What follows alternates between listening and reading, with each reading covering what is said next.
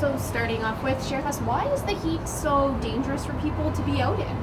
Well, heat is an issue because it causes serious health concerns, especially for children, individuals that have chronic medical conditions, seniors as well. It can cause shortness of breath. It can cause loss of consciousness. It can cause skin rash. It can cause muscle cramps.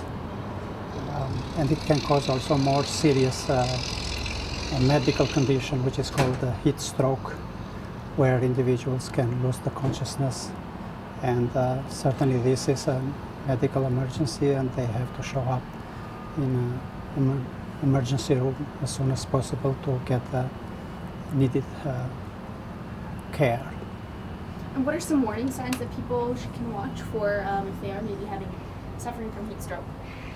For heat stroke, it's important the mental state alteration. If an individual that is having a loss of consciousness, dry skin, red skin, and he's not sweating anymore, then I would say that that's not a good sign. It's a deteriorating to heat stroke, and you need to call the emergency care to provide the help that is needed. And what are a few things people can do to try to prevent heat stroke from happening? There are a few things that we can do. Everybody at home, at work, at school, in daycare, in home care as well. First is making sure that the temperature of the environment where we're staying is it's optimal. Making sure that we drink lots of fluids, especially cold water. If we have available an air conditioner, turn it on. If not, then getting access to some public place like public library, for example, leisure swimming pool in the city. Might be beneficial to go in the spray parks as well. For someone that works out there, these temperatures will be important that they take few breaks during the day and drink lots of fluids. It's important to drink fluids prior to dehydration, because if you are dehydrated, then that requires more assistance, more help. And how busy during heat waves like this does it make our emergency rooms? Well, always when we have these heat waves going along in different areas of the province and across the country, we see more people that are hospitalized.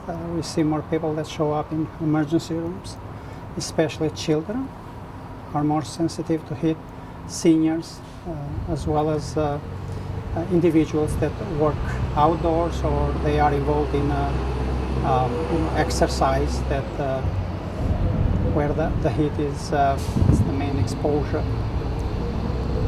At what temperatures is heat stroke starting to become a concern? Well, we around 29, 30 degrees Celsius, and we have to have in mind here as well the humidity.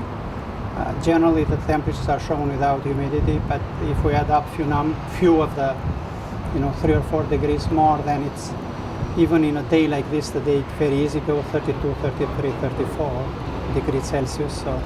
So that's a warning temperature for seniors, especially children, individuals that have chronic medical conditions that are on different type of medications. So they have to make sure that they have a talk with their healthcare provider and any exposure to the heat.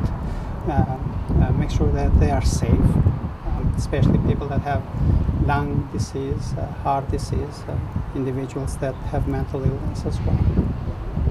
And are some of the concerns shared with heat stroke and that sort of thing for people's pets, cats and dogs? That's right, yeah. It's important that individuals that have pets, for example, they show the same care as people and their children. And key message here is don't leave any child or pet in the car unattended in the next few days, because the temperature in the car certainly it will be higher than what you see on the surrounding area.